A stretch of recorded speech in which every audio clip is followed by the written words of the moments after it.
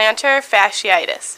Plantar fasciitis is a common cause of heel pain in adults. It occurs in 10% of running athletes. The plantar fascia is a long, connective tissue that lies directly beneath the skin and on the bottom of the foot. This tissue supports the arch of the foot and is inserted from the heel bone to the heads of the metatarsal bones. The plantar fascia inserts into the medial tuberosity of the calcaneus.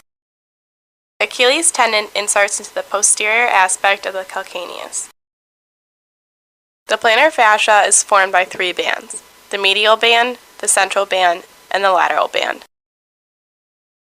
Plantar aponeurosis is the central part of the plantar fascia. Foot pain due to the inflammation of the plantar aponeurosis is usually caused by repetitive strain.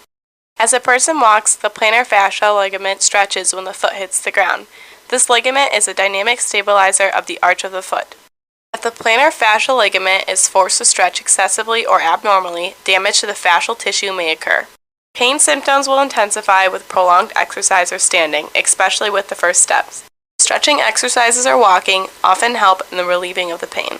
Treatment of plantar fasciitis. Published data shows 80 to 90% resolution of symptoms within 12 months regardless of the treatment. The treatment of plantar fasciitis should include rest or ice, anti-inflammatory medication, shoe inserts, heel cord stretching exercises, or injections. Surgery is done as a last resort after the persistence of symptoms for over 6 months. Surgery can be done open or endoscopic. When the treatment involves an injection, do not inject into the fascia itself. It may cause its rupture. Also, do not inject into the fat pad. It may cause fat pad atrophy. The injection can be performed blind or ultrasound guided. The site is first identified and marked on the medial side of the foot and betadine is used. Avoid injecting through the fat pad at the bottom of the foot to avoid fat atrophy. The needle is inserted into a medial to lateral direction 1 finger breadth above the sole of the foot in a line that corresponds to the posterior aspect of the tibia. The solution is injected past the midline of the width of the foot. When the injection is done by ultrasound guidance, it can be done on the long or short axis of the fascia.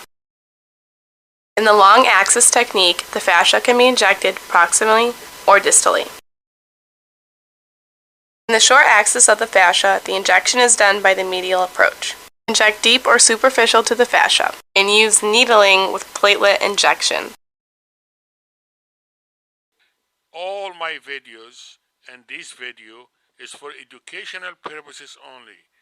Please consult your doctor before you make any decision about your medical care.